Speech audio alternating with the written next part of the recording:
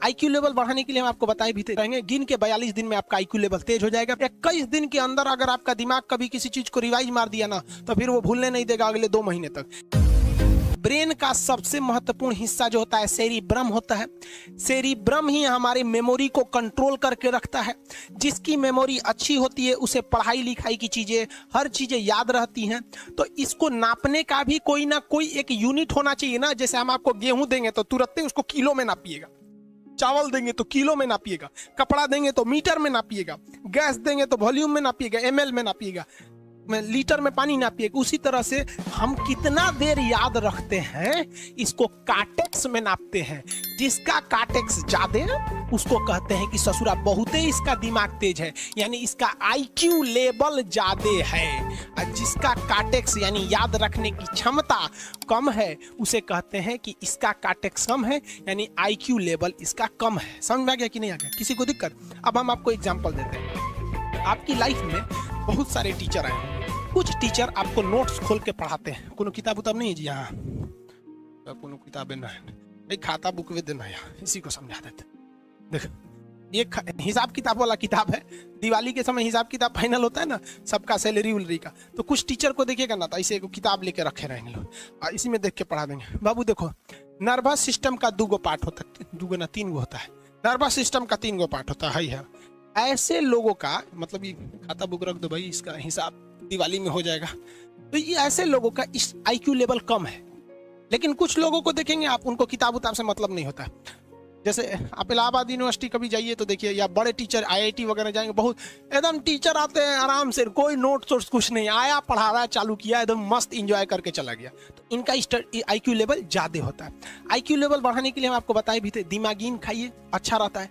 एक ही तरह की सोच मत सोचिए, अच्छा रहता है। आईक्यू लेवल कैसे बढ़ाएंगे? तो याद रखिए, आईक्यू लेवल बढ़ाने के लिए सोने से पहले का आधा घंटा बहुत जरूरी होता है। सोने से पहले आधे घंटे दिन भर में जितना काम किए उसको सुबह से रात तक देखते रहिए। एक बार रिवाइज मारिए कि सुबह उठे थे, ये किए थे, इसके बाद पढ़े थे, क्या क्या पढ़े थे, खान सर ये पढ़ाए थे। आप कहीं मैथ पढ़े होंगे, उसको सोचिए मैथ में क्या पढ़ाया गया था, खटाखट खटाखट।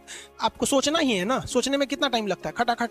तो अगर इसको रिवाइज करते रहेंगे, गिन के 42 दिन में आपका आईक्यू लेवल तेज हो जाएगा। फिर आप कहेंगे कि सर जी हमरो बिना किताब का याद हो गया। और अगर यही खत्म हो जाएगा तो क्या कहिएगा, आपका भी आईक्यू लेवल गिर जाएगा। आप टॉपिक भूल जाते हैं, मतलब आपके दिमाग में दूसरा टॉपिक चलता है।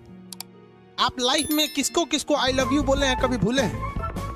नहीं। कौन कौन आपको मारा है या कुछ उल्टा सीधा बोला है, नहीं भूलते हैं। रीजन क्या? आप कितनी बार किसी चीज को रिवाइज मारते हैं। 21 दिन के अंदर अगर आपका दिमाग कभी किसी चीज को रिवाइज मार दिया ना, तो फिर वो भूलने नहीं देगा अगले 2 महीने तक। यानी हर 21 दिन पे उसको रिवाइज मारते रहिए, मारते रहिए, मारते। और अगर हर 7 दिन पे मारेंगे ना, तो वो एकदम फिक्स हो जाएगा, एकदम फिक्स हो जाएगा। हम लोग को क्या है भैया, दिन रात पढ़ाते पढ़ाते पढ़ाते पढ़ाते आदमी पगला जाता है।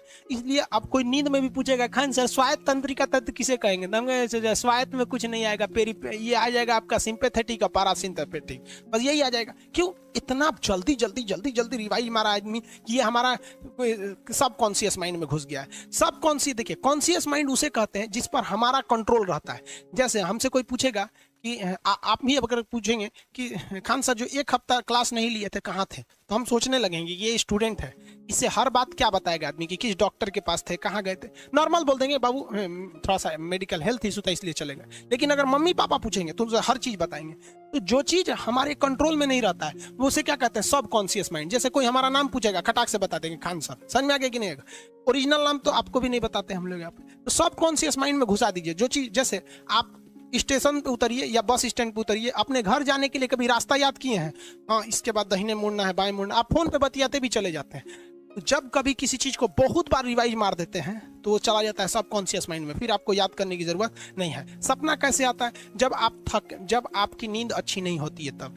नींद प्रॉपर लिया कीजिए, नींद में कोई कमी नहीं आनी चाहिए। आप जिस दिन बहुत ज़्यादा थके रहेंगे उस दिन कोई सपना नहीं आता है।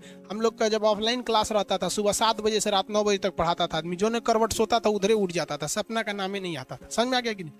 जब भी आपके बॉडी में ऑक्सीजन की कमी आएगी वो चीज़ दर्द करने लगेगा। जैसे आप दौड़ेंगे तो आप सांस ज़्यादा नहीं ले पाते, ऐसे लेते हैं तो बॉडी में सांस नहीं पहुंच पाता और हाथ पैर में आपके लैक्टिक एसिड जम जाता है, जिसलिए दर्द करने लगता है। तो जब कभी भी मेहनत करने लगेंगे या फिर दब हो जाएगा तो ब्रेन दर्द करने लगता है। दूसरा, कोमा क्या होता है? ब्रेन हमेशा वर्किंग करते रहता है। अगर वो रेस्ट में चला गया तो उसी को कोमा कहते हैं। अब परमानेंटली रेस्ट में चला गया तो मरिए जाएंगे। बेहोशी में क्या होता है कि ब्रेन और स्पाइनल कॉर्ड का संपर्क टूट जाता है।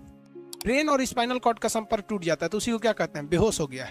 पानी उन्हीं छिड़केंगे ना तो स्पाइनल कॉर्ड में उसमें संपर्क जुट जाएगा, लेकिन ब्रेन और स्पाइनल कॉर्ड काम ही नहीं कर रहे हैं तो कोमा में चले गए। कोमा को हाफ डेथ कहा जाता है, आधा मरा हुआ व्यक्ति है। जो व्यक्ति कोमा में चला जाता है ना, कोई जरूरी नहीं है कि वापस आएगा ही आएगा, लेकिन बेहोश है तो कोई दिक्कत नहीं, पानी फेंकिए मार देगा। उसको कहते हैं लोग बिहार में, लोग दांत लग गया, फीट मार दिया, पानी फेंकिए सही हो जाता है।